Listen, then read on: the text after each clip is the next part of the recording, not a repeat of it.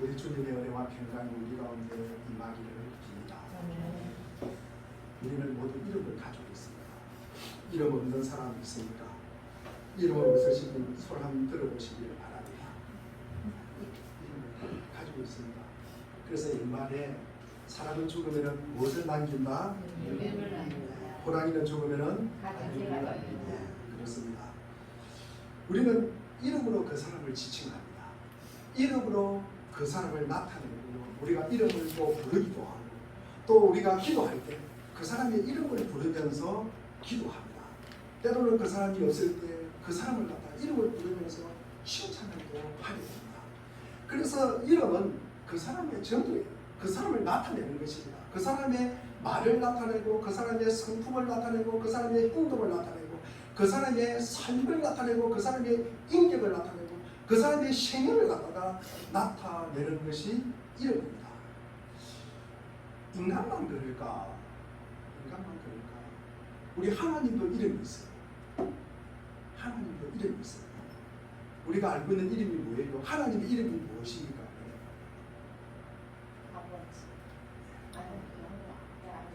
대표적으로 우리가 전능하신 하나님이라면 엘로힘이라고 합니다. 하나님의 이름을 엘로힘. 이게 전능하신 하나님, 천지를 만드신 하나님. 그분은 언제 어디서나 아니 계신 곳이 없다. 모든 곳에 계시는, 그리고 모든 것을 할 수 있는 분이 그분이라는 거죠. 그래서 전능하신 하나님, 능력의 하나님입니다. 그 다음에 우리가 잘 아는 우리 하나님 이름이 또 뭐가 있을까? 우리 하나님 앞에 여호와 하나님, 여호와라는 말을 부르잖아요. 우리가 이게 야훼라고 부릅니다. 우리가 이제 잘 아는 우리 창세기 22장에 보면은 이 아브라함이 아들 이삭을 데리러 갈 때 무엇을 준비했습니까? 하나님께서 염소를 준비했다. 그래서 준비하시는 하나님이라면 여호와 그렇죠. 자, 그 다음에 여호와 라파이라면 뭡니까? 치료하시는 하나님. 여호와 니시라면은 승리하시는 깃발 그렇죠. 승리하시는 하나님. 여호와 삼마이라면은 늘 계시는 하나님, 거기 계시는 하나님. 그 다음에 여호와 살롬이라면 평강의 하나님, 살롬 그러잖아요. 평강의 하나님. 그 다음에 여호와 치유계도라면은 잘 안 들어보셨죠? 이 말씀은 여호와께서는 의로우신 하나님, 공의로우신 하나님, 정의로우신 하나님, 이런 치유계도입니다. 그 다음에 여호와 라하이라면은 우리 하나님은 우리를 늘 인도하신 하나님, 목자 같은 하나님을 여호와 라하라고 이야기합니다. 여호와 하나님은 우리를 홀로 버려두지 않는다는 말씀이죠. 우리를 외롭게 하지 않는다는 말씀이에요. 우리를 광야의 그장 버려두지 않는다는 말씀입니다. 늘 우리와 함께 하시고 우리를 승리하게 하시고 우리를 준비하게 하시고 우리를 평강을 주시고 또 뭡니까? 우리를 붙잡아 주시고 또 우리를 승리하게 하시고 우리를 간섭하여 주시고 우리를 주장하여 주시고 우리의 삶에 개입하여 주시는 하나님이라는 거죠. 그래서 우리를 버려두지 않는 하나님이시다. 그분이 여호와 하나님이라는 거죠. 여호와 하나님. 우리의 삶에 늘 보고 계시고 우리 그러잖아요. 눈동자같이 지켜주신다. 그분이 여호와 하나님이라는 거죠. 그분의 이름이 여호와라는 것입니다. 그런데 이 여호와의 이름은 너무 거룩해요. 그래서 우리가 부모님 이름을 함부로 어디 가가지고 우리 아버지 이름이 뭐다 이렇게 잘 이야기를 못합니다. 그러니까 여호와, 야훼 이 말은 너무나 거룩해서 이 말을 함부로 할 수가 없어요. 그래서 별명처럼 부르는 것이 뭡니까? 아도나이라고 부릅니다. 아도나이는 주인이라는 뜻이에요. 주인. 그래서 우리는 하나님을 아도나이라고 하기도 합니다. 그래서 이름이 있다는 것은요.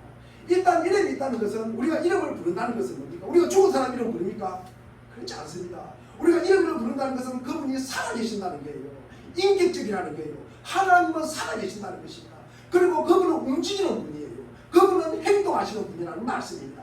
그래서 그분은 이름을 가지고 계시는 분이시다 라는 사실을 우리가 꼭 기억하시기를 바랍니다. 자, 그러면 구체적으로 하나님은 어떤 분이실까? 우리가 출애굽 서두에 떨기나무 불이 타는 데서 누가 나타났습니까? 하나님이 나타나셔서 누구에게 모였으니까? 모세에게 보내죠. 근데 모세가 너무 놀란 거예요.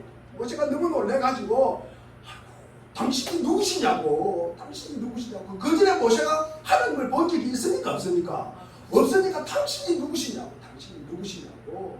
그러니까 이 하나님께서 너가 저 애굽 땅에 고생하는 너 이스라엘 백성들, 이 히브리 민족을 네가 인도해내라, 출애굽을 하라는 거예요.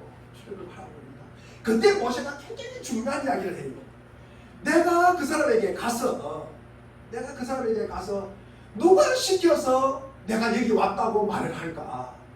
그 이야기를 합니다. 누가 나를 보내서 여기 왔다고 그럴까요? 누가 나를 보냅니다. 그 누가가 누구냐는 거죠. 누가가 누구냐? 그러니까 하나님의 정체성, 그러니까 하나님이 누구인가를 굉장히 정확하게 나타나는 내용입니다. 그래서 이 하나님은 우리에게는 관념적인 하나님이 아니에요. 그래 머릿속에만 있는 그냥 머릿속에만 있는 상상의 하나님이 아니라는 말씀입니다.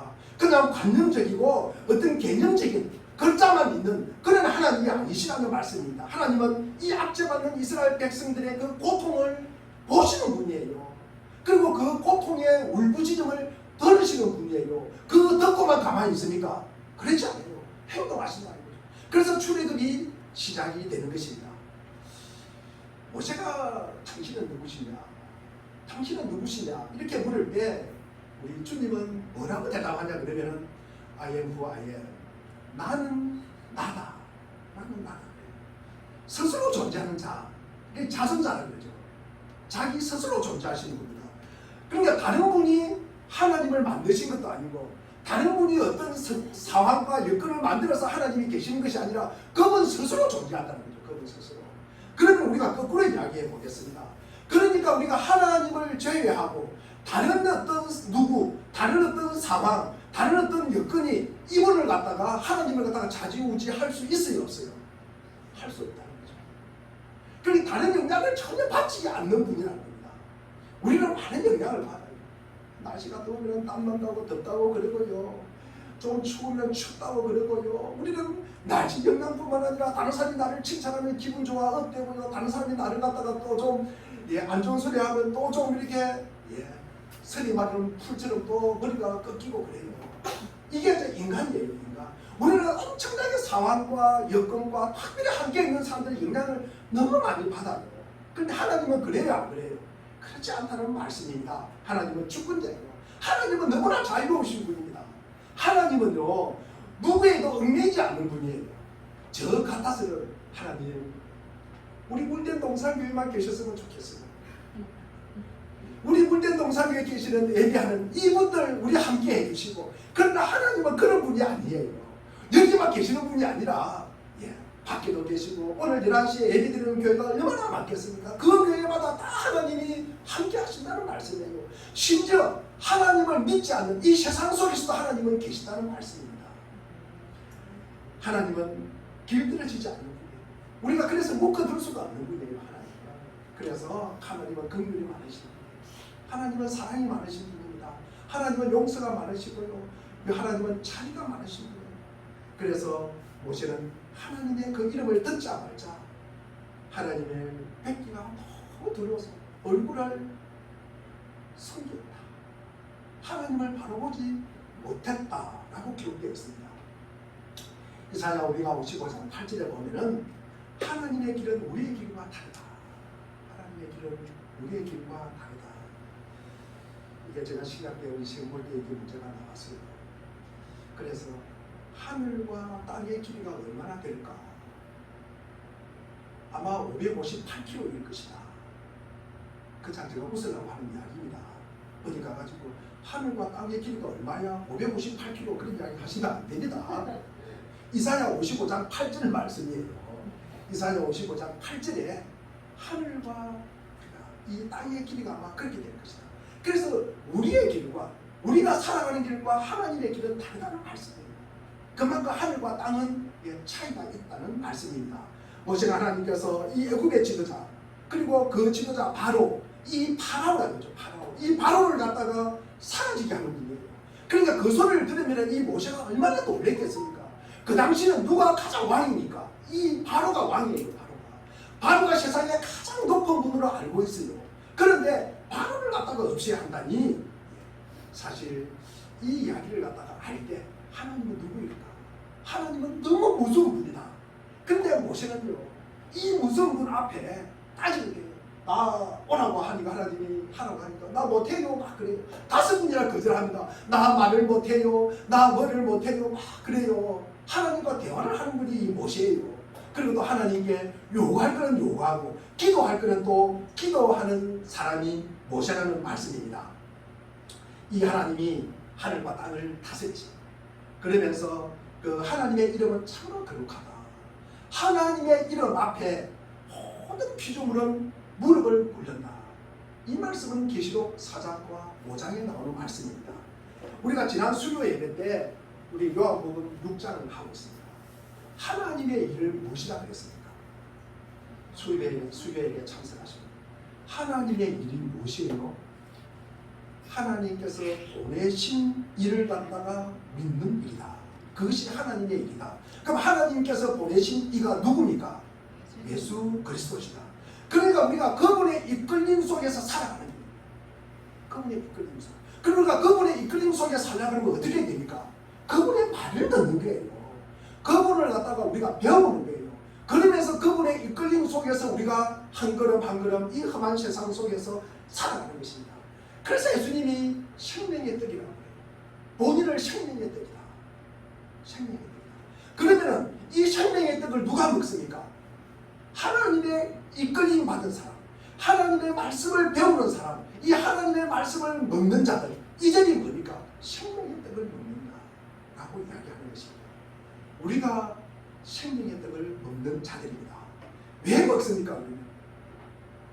왜 먹습니까? 수요예배 들었는데 왜 먹습니까? 우리 요한복음 6장 58절이죠. 58절 우리 한번 읽어보겠습니다. 자, 58절입니다. 시작. 이것은 하늘에서 내려온 바입니다. 이것은 너희의 조상이 먹어도 죽은 그런 것과는 같지 아니하다. 이 빵을 먹는 사람은 영원히 살 것이다. 왜 빵을 먹습니까? 영원히 사는 거예요. 영원히 사는 거예요. 그래서 우리가 예수를 믿어야 구원을 받는다는 말씀이에요. 우리가 예수를 믿어야 영원히 살 수 있는 거예요. 이 54절도 나옵니다. 우리가 먹는 자는 마지막 날에 살리는 것이다. 살리는 것이다. 우리는 구원받기 위해서 예수를 믿는 것이다.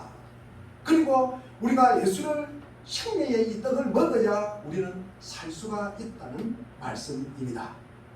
그런데 우리가 하나님의 이름을 알지를 못하면 어떻게 됩니까?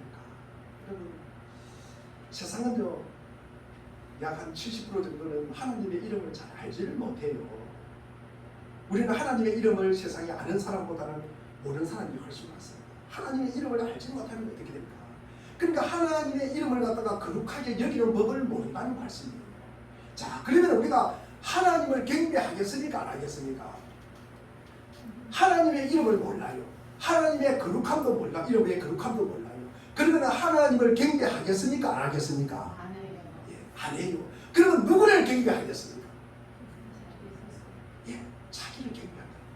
자기를 경배한다. 결국 우리가 이단을 믿는 것도 뭡니까? 자기 잘 되려고 이단을 믿는 거예요. 이단은 뭡니까? 이 잡신을 통해서 내가 하고자 하는 그 소원을 갖다가 이루어가기를 원하는 것이에요. 그래서 잡신을 믿는 거예요. 그래서 이단에 빠지는 것입니다. 자, 그러면은 우리가 하나님을 경배하지 않으면 이 하나님과 내 자아가 늘 갈등을 일으키는 갈등. 그렇지 않겠습니까? 갈등. 하나님께서 이 천지를 창조하셨는데 우리는 그 창조주를 갖다가 따르지 않아요. 그 창조주를 믿지가 않습니다. 그러다 보면은 이 창조주 하나님과 우리는 늘 갈등 관계, 대립 관계를 갖다가 이루게 된다는 말씀입니다. 그러니까 우리가 마음 편안한 날이, 인간이 마음 편안한 날이 있겠습니까? 없겠습니까? 마음 편안한 날이 없는 거예요. 갈등 관계 속에서 마음이 편안합니까? 여러분 부부 싸움 해봤습니까? 그러면 그 집안이 편안해요? 불안해요? 불안해요. 있기가 싫어요. 같이 있기 싫어요. 싸움했는데 이게 같이 있겠습니까? 갈등 관계 있는데 보기가 좋겠습니까? 같이고 싶지는 않다는 말씀이에요. 그래서 아우구스티누스는 주님 당신께서 우리를 지으셨으니 주님 안에서 안식을 얻기까지 우리 마음이 신이었다. 그러니까 우리가 하나님을 모르면 늘 불안하다는 말씀이에요. 하나님을 모르면 불안하다. 자, 하나님과 이 대립관계, 이 갈등관계 있는 속에서는 우리는 하나님 안에서 이 세상에서 우리가 안식을 얻을 수 있다 없다? 없다. 자, 세상은 하나님의 이름을 모릅니다.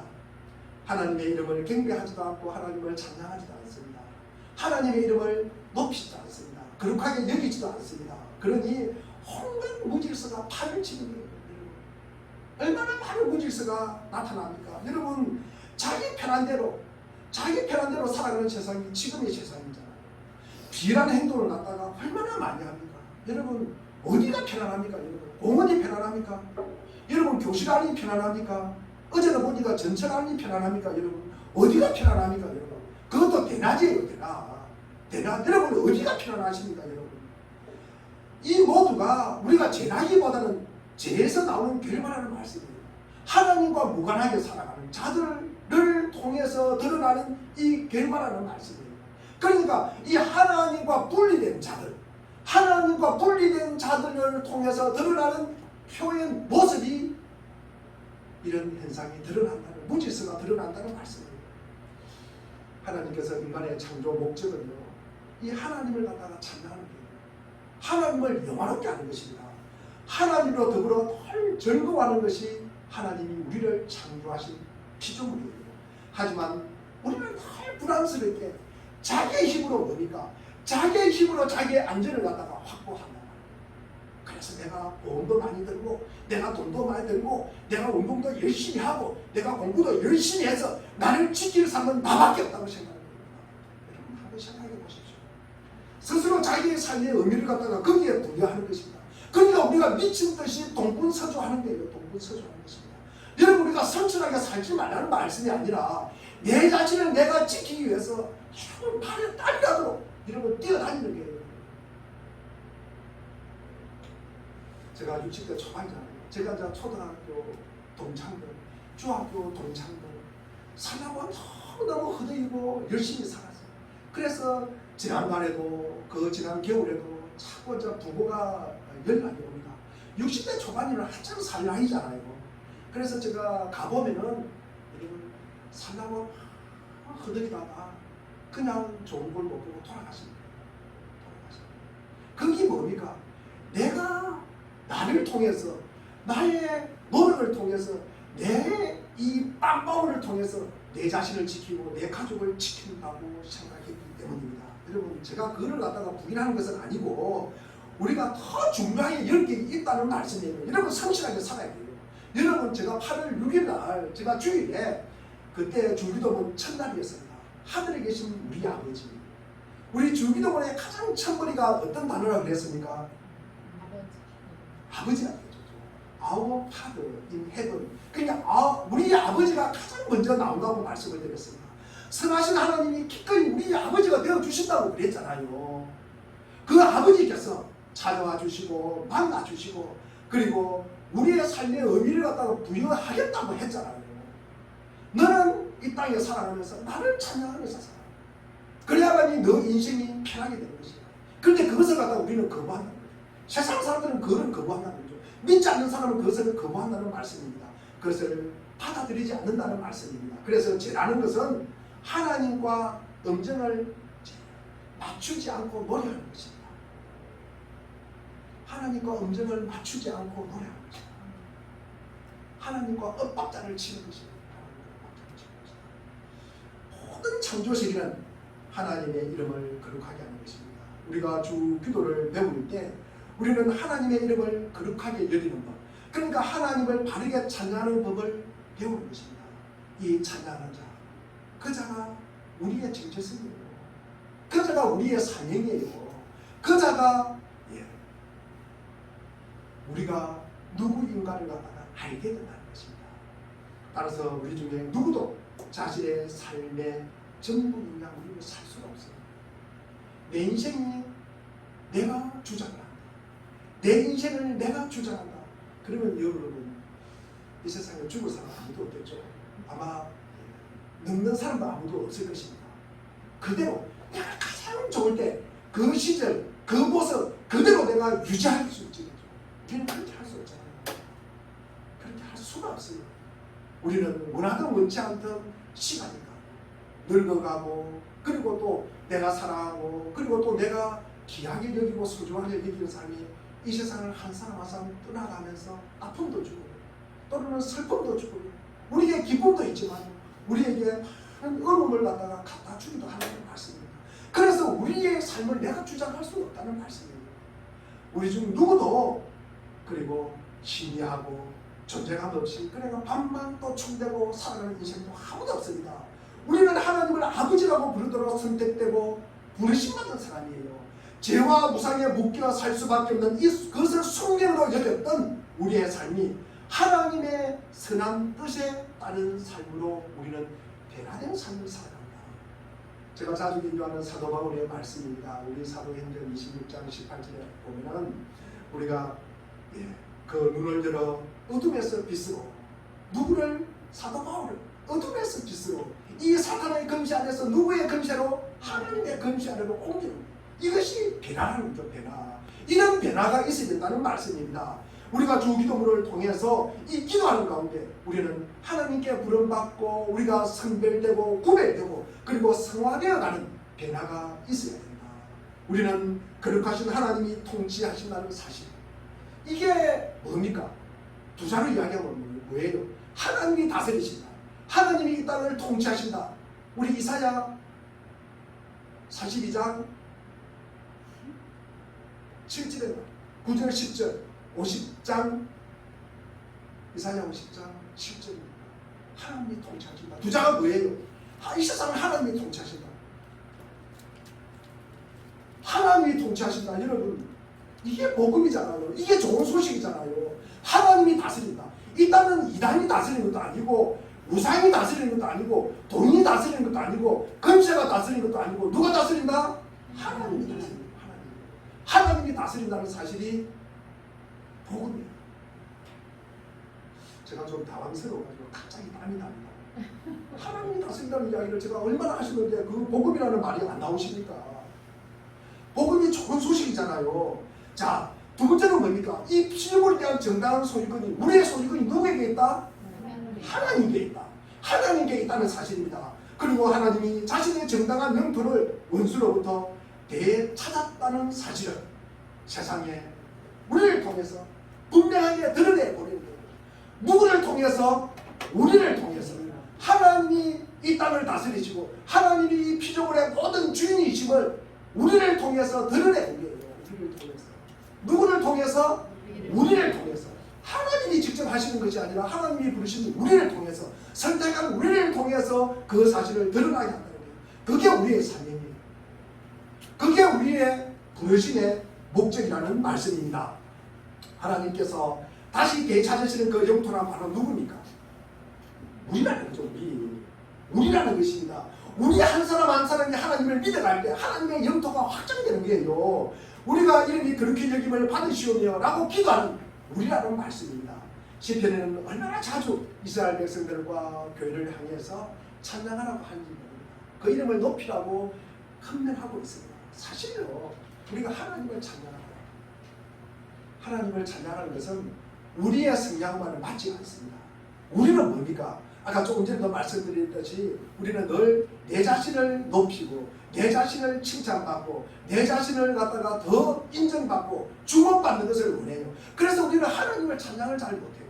우리가 하나님을 찬양한다는 것은 우리를 낮추게 돼요. 이게 잘 안 돼요. 잘 안 된다는 말씀입니다. 그래서 기본적으로 성향이 뭡니까? 우리는 하나님을 찬양하는 구조가 아니에요. 그래서 성경은 계속 하는 이야기입니다. 하나님을 찬양하는 그 배우라고, 그렇게 너희들이 살아가고 그게 너희들이 옳다고 그렇게 말씀을 하는 거예요. 우리가 시편 150편, 우리 시편 제일 마지막 편이 몇 편입니까? 150편. 우리가 1절부터 6절까지 있습니다. 150편은 보면 그 6절에 찬양이라는 단어가 10번이나 나옵니다. 10번 나옵니다. 그리고 우리 150편 2절에 보면은 이 하나님의 위대하심, 하나님의 능하심, 이것을 갖다가 찬양하는 거예요. 다른 것 찬양하는 것이 아니라, 인간을 찬양하는 것이 아니라 하나님의 위대하심을 찬양하고 기록하고 있습니다. 그래서 성소는 장소를 구분하지 않습니다. 뭐 집에서든 교회에서든 가정에서든 어디 장소 구분을 하지 않고 뭐 해라? 찬양하라. 그러면서 어떤 악기, 그 다음에 어떤 도구, 여기 보니까 뭐 나팔, 비파, 수금, 그 다음에 소고, 그 다음에 뭡니까? 예, 퉁소, 뭐 재금, 해라, 이런 악기를 동원해서 하나님을 찬양합니다. 그러면서 우리 6절에 보면은 누구나 호흡하는 자마다 찬양하라. 숨을 쉬고 있는 사람 모두 찬양하라. 그러니까 누구, 예, 뭐 교회에서만 찬양하라 그런 말 없습니다. 숨 안 쉬는 사람 있습니까? 살아있는 사람 중에 숨 안 쉬는 사람 있습니까? 여러분 호흡 안 하는 사람 있습니까? 예, 살아있는 모든 하나님을 찬양하라고 우리에게 말씀하는 것입니다. 우리가 이러니 그렇게 여김을 받으시오며 그 뒤에 어떤 내용이 따라 나옵니까? 우리가 조금 전에 우리가 읽었듯이 우리 10절 한번 읽어보겠습니다. 우리 10절 한번 읽어보겠습니다. 오늘 본문 10절입니다. 시작. 그 나라를 오게 하여 주시며 그 뜻을 하늘에서 이루신 같이 땅에서도 이루어 주십시오. 하나님의 그릇에 대한 적합한 반응은 우리의 모든 행동 말로 하나님의 이름을 높이는 것입니다. 그래서 우리가 하나님께 예배하는 거예요. 우리가 하나님의 이름을 거룩을 갖다가 우리가 찬양하는 것입니다. 우리가 하나님의 거룩한 빛 안에 사는 삶과 연결하는 것입니다. 그게 바로 하늘의 뜻이 이 땅에도 이루어지는 것입니다. 이루어지는 것입니다. 우리가 기독교 예배는요, 하나님을 갖다가 영화롭게 하는 것이고 우리가 예배하는 이 성도를 갖다가 성화시켜 주는 것이다. 그럼 제가 한 가지 묻겠습니다. 여러분 성경학교 구호가 뭐였습니까? 자, 제가 구호 준비하면은 약 해가지고 시작하면 구호를 하시기를 바랍니다. 우리 구호 준비! 약! 구호 시작! 하나님 앞에서 예배해요. 모여라 모여라 모란되고 그랬습니다. 예.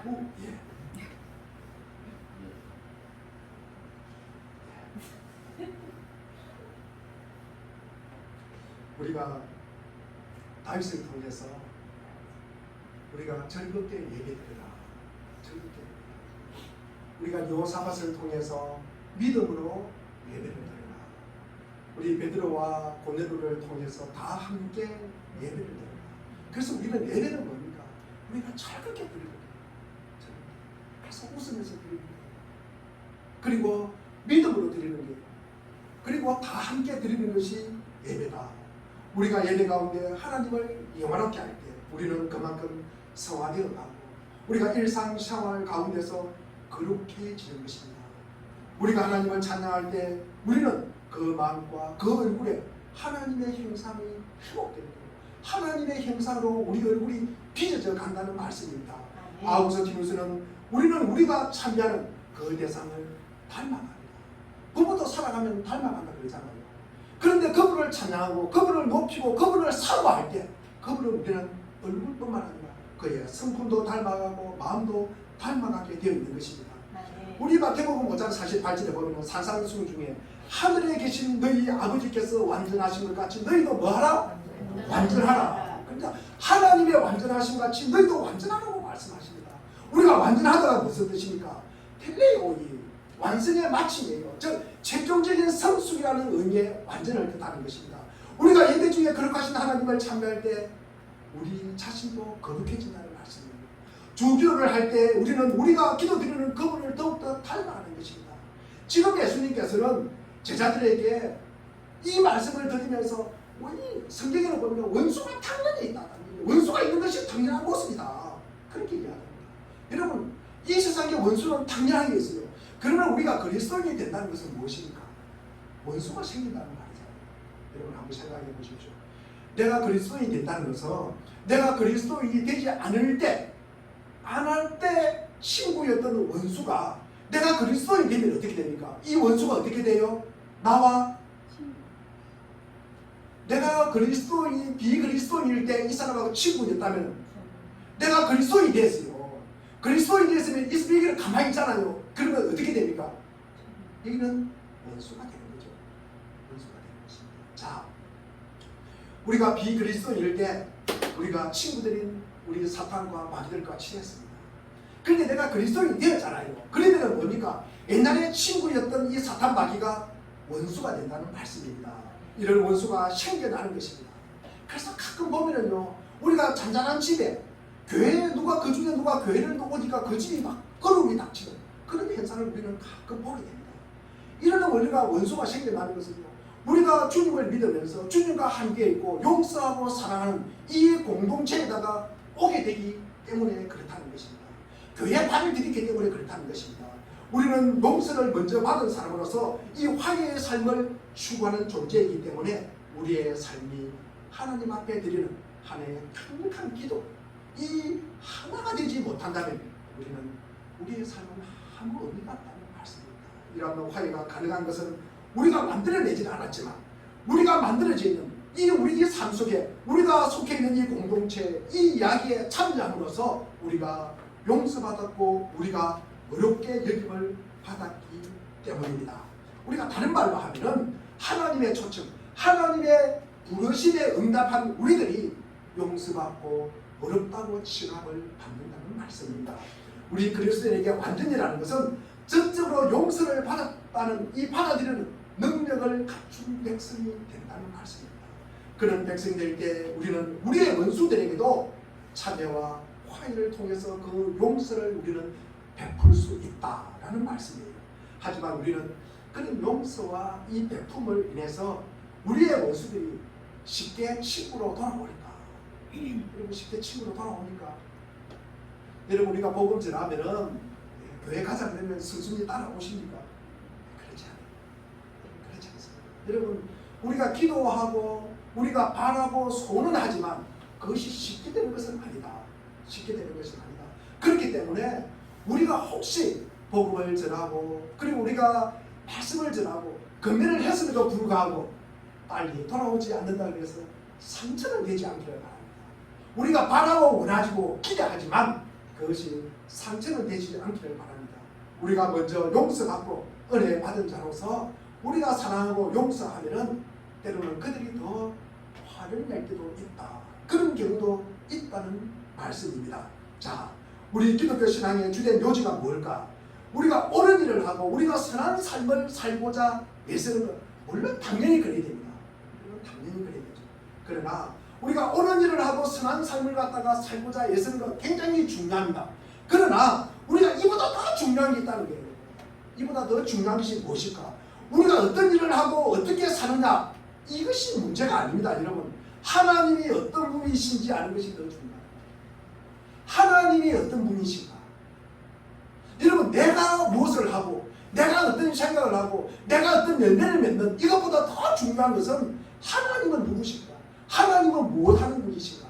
하나님은 어떤 분이신가? 이거 아는 것, 이것이 더 중요하다는 말씀입니다.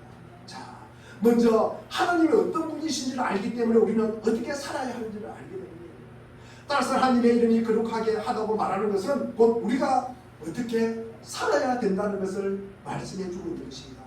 우리가 세상사에 문제가 생기면요, 우리가 어떤 도덕적인 문제, 그 다음에 윤리적인 문제, 그 다음에 정치적으로 어떻게 해야 된다, 법적으로 어떤 문제, 같이 이제 이야기를 합니다. 여러분, 사건 사고가 생기면요, TV뿐만 아니라 나와서 이런 이야기를 합니다. 여러분, 다 자기 말이 옳다고 이야기를 합니다.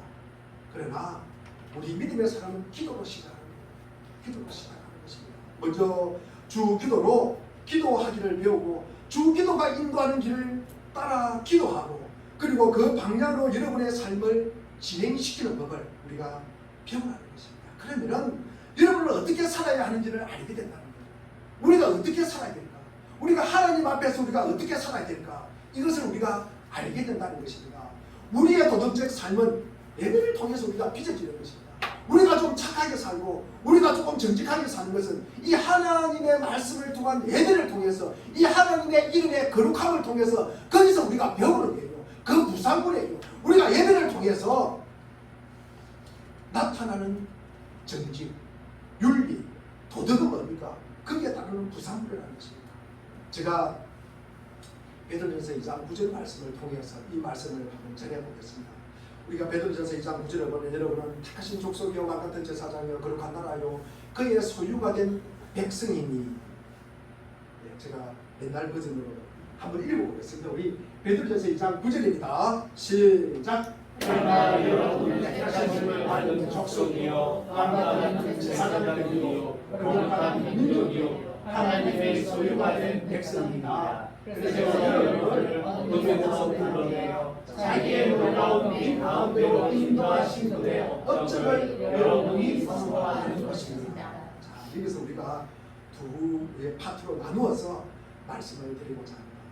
우리가 앞부분과 뒷부분을 보면은 먼저 하나님의 택하심, 하나님의 소유된 백성, 그런 다음에 그 후에 뭡니까? 하나님의 덕을 갖다가 우리 예수 그리스도 나를 부르신 어둠에서 빛으로 불러내신 그 예수 그리스도의 덕을 갖다가 선포하는 것입니다. 먼저가 뭡니까? 후가 문제입니까? 이 사실을 우리가 잘 기억해야 된다는 것입니다. 우리가 하나님의 위대하심을 선포하고 우리의 예수 그리스도의 업적을 선포했기 때문에 우리가 하나님의 소유가 된 백성입니까? 안 되면 그 반대입니까? 다시 어렵습니까? 여러분 아침을 식사를 안 하시고 오셔가지고 졸리십니까? 우리가 하나님의 소유가 된 백성이기 때문에 우리가 예수 그리스도의 그 덕을 갖다가 선포할 수 있는 거예요. 우리가 하나님을 높이고 우리가 하나님의 예수 그리스도의 그 덕을 갖다가 선포했기 때문에 우리가 하나님의 백성이 된 것이 아니라는 말씀입니다. 먼저 뭡니까? 우리가 하나님의 소유가 된 백성이 먼저라는 말씀이에요. 우리가 하나님의 소유가 된 백성인데 우리가 행위 있어요 없어요? 없다는 거예요. 그래서 우리가 그 은혜에 감사하는 거예요. 그래서 우리가 예배하는 것입니다. 그래서 우리가 구원받은 자로서 우리가 예배를 하는 것입니다.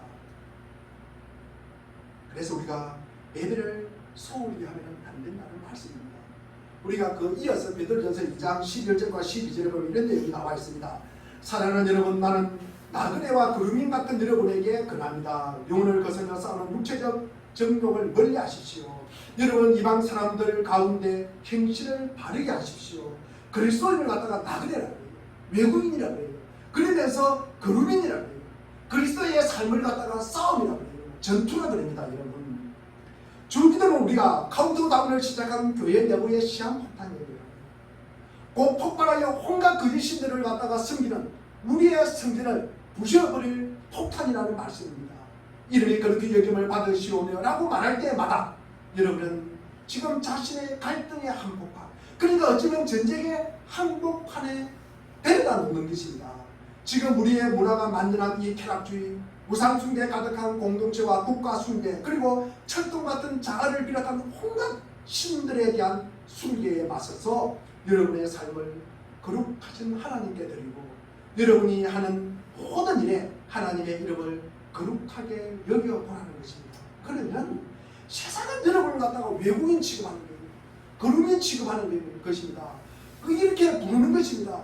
우리 문화는요, 그 문화에 절하지 않으면 추방을 시키는 문화예요. 그런 문화에 우리가 살고 있지 않습니까? 그 이름이 그렇게 여김을 받으시오며 라고 기도하는 것은 하나님께서 자신의 이름을 거룩하게 하시기를 바라는 요청인 동시에 우리가 하나님의 이름을 남용하지 말아라, 오용하지 말아라 라는 것입니다. 그러면 우리 편에서 서약을 하는 거예요. 자, 이것이 하나님의 이름을 망령되이 일컫지 말아라. 출애굽기 20장 7절 말씀입니다. 오늘은 우리가 하나님의 이름을 함부로 부르느냐, 너무나 망령되이 하나님의 이름을 부르는 자들이 너무나 많다는 것입니다. 여러분, 제가 사는 동네에 낙동강이잖아요. 거기에 6.25 때 그게 미군들이 너무 많이 죽었어요. 그 산이 있어요. 그 산을 넘어가면 뭡니까? 마산이 함락되고 부산이 함락되는 거예요. 그 마지막 낙동강 전투, 거기에 갑대미라는 산이 있어요. 갑대. 그러니까 갑댐미, 하나님이 나를 저주하였다라는 뜻이잖아요. 갑대미, 그런 뜻입니다. 이게 참 좋지 않은 이야기죠. 좋지 않은 이야기입니다. 신성 모독하는 이야기. 하나님이 우리를 어떻게 저주할 수 있을까? 그죠? 이게 굉장히 모독적인 이야기입니다.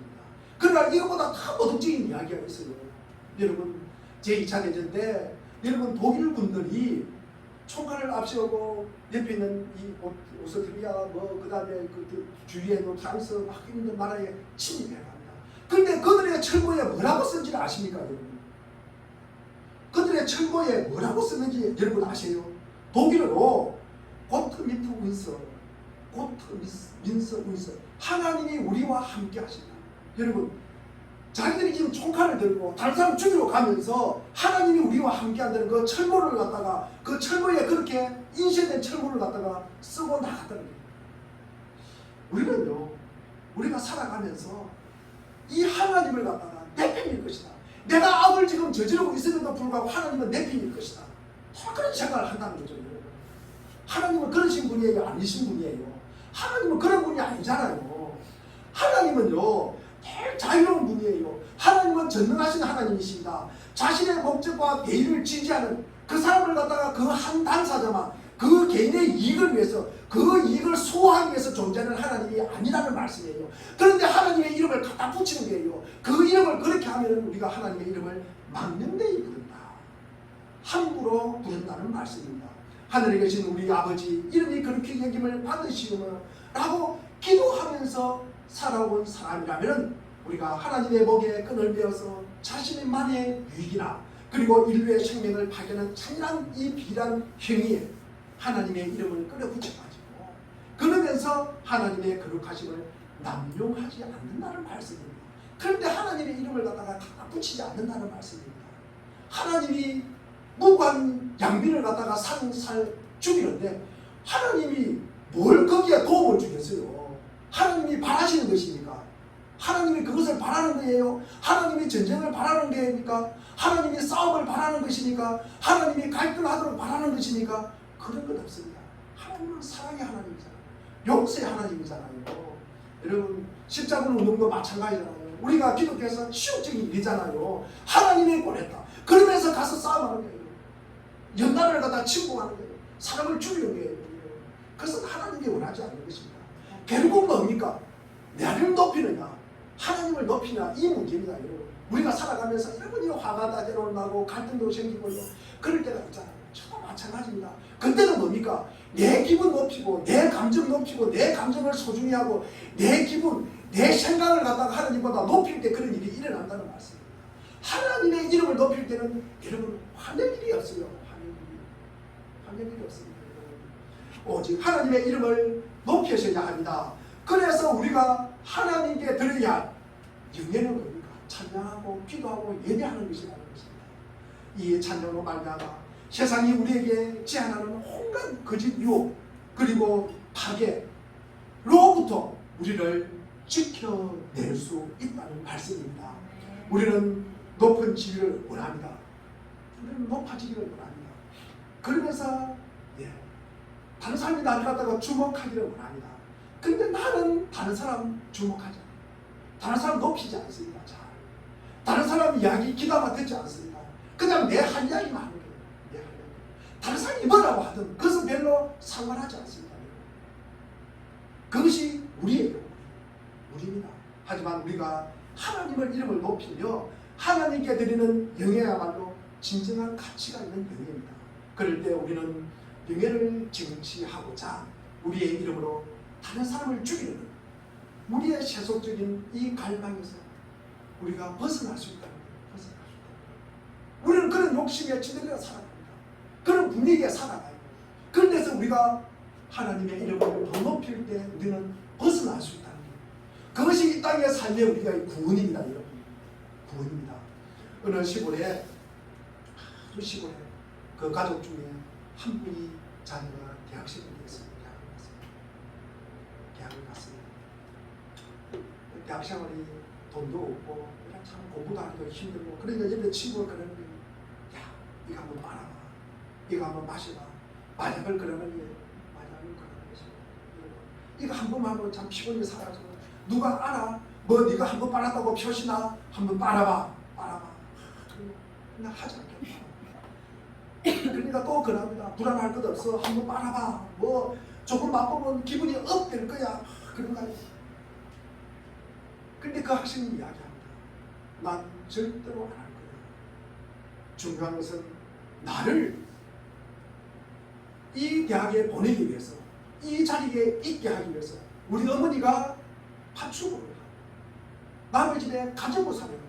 우리 아버지가 의성살이에서 내가 지금 여기 있는 것이야.